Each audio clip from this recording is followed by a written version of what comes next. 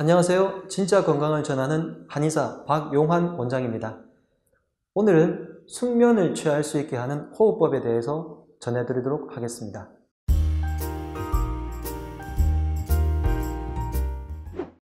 네, 우리가 살면서 건강을 좋게 만드는 세 가지 조건이 있다 그러죠. 하나는 쾌식, 하나는 쾌변, 하나는 쾌면입니다. 다시 말해서 잘 먹고 잘 배출하고 그 다음에 잠을 잘 자는 것입니다. 그 중에서 잘 먹고 잘 배출하는 것에 대해서는 상당히 많은 말씀을 드렸는데 잘 자게 만드는 것, 다시 말해서 숙면을 취하는 것은 굉장히 중요합니다. 통계적으로 볼 때 10명 중에 무려 6명이나 잠에 잘 들지 못하거나 불편함을 느낀다고 하고요. 40%의 사람들이 잠을 들거나 혹은 잠을 깰 때 혹은 자다가 중간에 깨면서 잠의 질이 굉장히 나쁘고 또 20%의 사람들은 거의 불면증에 속할 정도로 잠을 잘 때 엄청나게 고통을 받거나 잠의 질이 현저히 떨어진다는 보고가 있습니다. 단지 40%의 사람들만이 적당하게 숙면을 취하면서 잠을 그럭저럭 잘 잔다는 거죠. 이렇게 굉장히 많은 숫자의 사람들이 잠에 고통을 받고 또 숙면의 질도 떨어지기 때문에 내 몸의 활동이 떨어지거나 뇌의 활동이 그만큼 안 좋아지게 됩니다. 잠을 잔다는 것은 내 몸을 회복하는 것이기도 하지만 잠을 자는 동안에 뇌가 청소가 되어서 뇌를 해독하는 시간이죠. 뇌가 청소가 되어서 뇌의 활동을 훨씬 더 좋게 만들어주고요. 잠을 잘 못 자게 되면 치매에 걸릴 확률도 확 높아진다고 하는 연구들이 굉장히 많습니다. 내 몸의 활동성을 높이고 또 뇌의 활동을 좋게 하는 숙면을 취하게 하는 여러 가지 방법들이 있죠. 보통 음악을 듣는다든지 아니면 자기 전에 화면, 특히 빛이 눈의 시상하부에 들어가는 것이 안 좋기 때문에 자기 전에 스마트폰이나 컴퓨터 혹은 TV를 켜놓는 습관이 아주 안 좋고요. 그 다음에 자기 전에 충분히 내 몸에 안 좋은 머리가 복잡해지는 생각들을 안 할 수 있도록 나를 정리하는 시간을 가진다든지 따뜻한 물에 약간의 목욕을 한다든지 하는 여러 가지 방법들이 있는데 이 모든 방법들의 공통점은 내 몸에서 교감신경, 다시 말해서 흥분되는 것을 깔아앉히고 부교감신경, 내 몸에서 이완되는 것을 조금 더 잘 되게 해서 자율신경의 균형을 맞추되 교감신경이 조금만 더 활성화되면 그만큼 더 빨리 숙면을 취하고 깊이 숙면을 취할 수 있게 됩니다. 그런데 이렇게 부교감신경을 활성화시켜 줄 수 있는 아주 강력한 방법이 있는데 그것이 바로 호흡법입니다. 보통 호흡이라고 한다면 그냥 숨을 쉬는 건데 이걸 꼭 배워야 돼? 이걸 알아야 돼? 라고 하겠지만 생각보다 많은 사람들이 호흡을 휴식 호흡으로만 하기 때문에 호흡이 너무 짧아지고 가늘어지고 그리고 깊이 호흡이 안 되기 때문에 몸을 회복할 수 없게 만들거나 부교감 신경을 조금 더 활성화시키지 못하게 만드는 거죠. 그래서 호흡을 복식 호흡을 하게 되면 그만큼 내 몸이 더 이완이 되고 안정이 되어서 숙면하는 데 도움이 되고요. 지금부터 알려드릴 이 방법을 사용하시게 되면 숙면을 훨씬 더 깊이 그리고 빨리 들게 해서 여러분들의 잠의 질을 2배 이상 향상시켜 줄 겁니다. 우리가 보통 호흡을 하면 나이가 들면 들수록 호흡이 계속해서 위로 올라오는 경우를 자꾸 경험을 하게 됩니다. 어릴 때 아기들을 본다면 관찰해 보세요. 그러면 배가 아마 볼록볼록 하면서 호흡을 하는 것을 보실 수 있을 거예요. 근데 나이가 들면 들수록 자꾸 이 호흡이 위로 올라와서 가슴이 이렇게 되고요. 나중에 더 나이가 들어서 이제 운명할 때쯤 되면 아마 목에서 깔딱깔딱 하는 이런 호흡을 하는 것을 볼 수 있을 겁니다. 그래서 보통 호흡에 대해서 얘기할 때 아기 때는 아래에서 호흡을 하다가 점점 나이가 들수록 올라가서 목숨이 여기서 닿게 되면 이제 떠난다는 말을 하기도 하죠.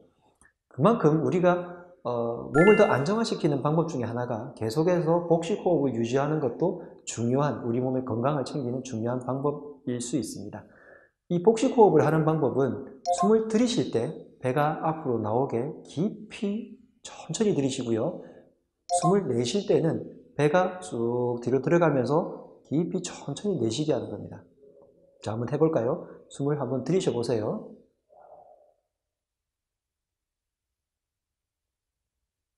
숨을 내쉬면서 제 옷에서 느껴지시는지 모르겠지만 숨을 들이쉴 때 흉곽이 이렇게 커지는 게 아니라 배가 충분히 나왔다가 들어갔다가 이렇게 해주시는 것이 바로 복식호흡입니다. 자, 복식호흡은 이 정도까지만 하고요.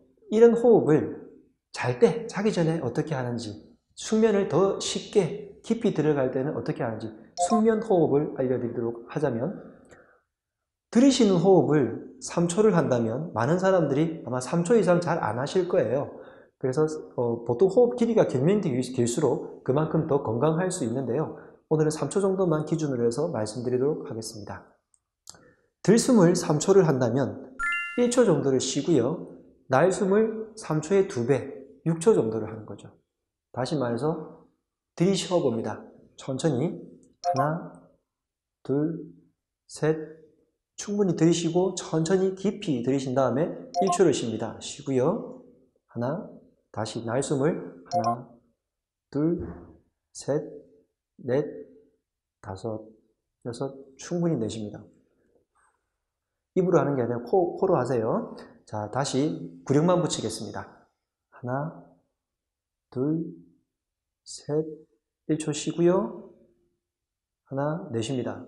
둘, 셋, 넷, 다섯, 여섯. 다시 들이쉽니다.